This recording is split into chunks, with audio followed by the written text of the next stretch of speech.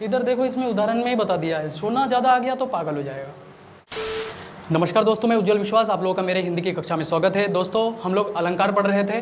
अलंकार में जो है सबसे पहला अलंकार है शब्दालंकार। शब्दालंकार के अंतर्गत सबसे पहला अनुप्रास अलंकार आता है, जो मेरे पिछली वीडियो में मैंने पढ़ा दिया है।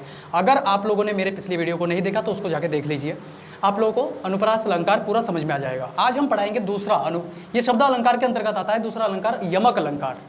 यमक अलंकार क्या है? इसका सरल सा डेफिनेशन है कि एक शब्द दो या अधिक बार आए पर उसका अर्थ अलग अलग हो तो वो यमक अलंकार होता है। पर इसका एक छोटा सा कंडीशन होता है, वो शब्द जो है अगल बगल होता है, पास पास ही रहेगा।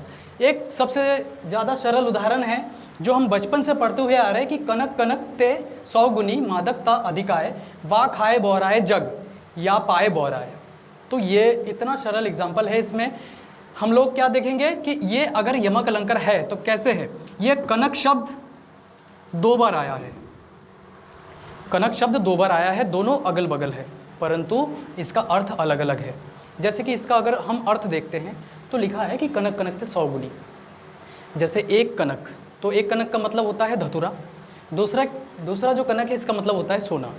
तो एक धतूरा और सोना, सोने का जो मादकता है वो धतूरे से 100 गुना अधिक है। पर धतूरा जब खाता है, कोई भी धतूरा खाता है तो वो क्या हो जाता है, पागल हो जाता है।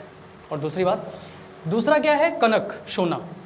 अब ये जो सोना है किसी को मिलता है तो वो पागल हो जाता है। दोस्तों, सभी चाहते हैं कि सबके पास सोना हो, पैसा हो, बहुत सारे धन हो, पर क्या होता है, इधर देखो, इसमें उदाहरण में ही बता दिया है, सोना ज़्यादा आ गया तो पागल हो जाएगा। अब दोनों में पागल, कंडीशन एक ही है, इसको खाने से और दूसरे को पाने से क्या है, अर्थ बदल गया है।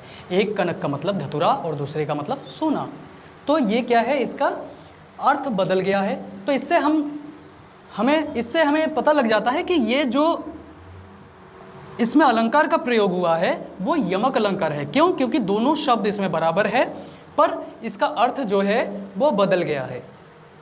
ये क्वेश्चन इतना सरल होते हुए भी बड़े बड़े एग्जामों में आता है, सीटेट में, यूटेट के एग्ज़ाम में, नेट जेआरएफ के एग्ज़ाम में, ठीक है।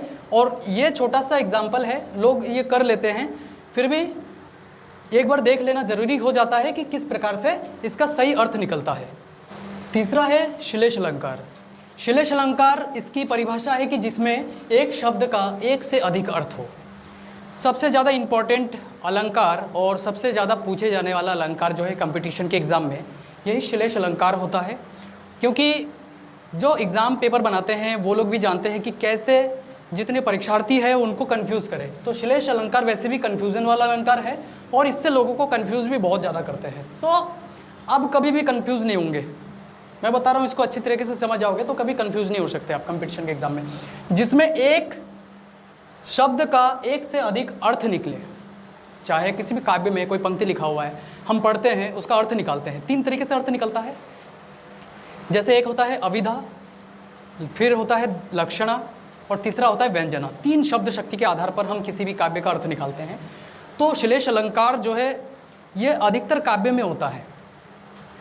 तो उसको समझाने के लिए एक एग्जाम्पल लिखा, जैसे इसमें लिखा हुआ है, मांगन को देखी पट देत बार बार, ठीक है। इसका देखिए कैसे हम जानेंगे कौन सा अलंकार है। जैसे हम लोग सोचते हैं कि कौन सा शब्द है जिसका अलग अलग अर्थ निकल सकता है, पर यहाँ पे सटीक बैठे। अगर देखा जाए तो ये जो पट शब्द है, पट का मतलब क्या हो सकता है, दरवाजा। पट का मतलब दरवाजा हो सकता है। दूसरा अर्थ निकल सकता है, पट का मतलब होता है कपड़ा,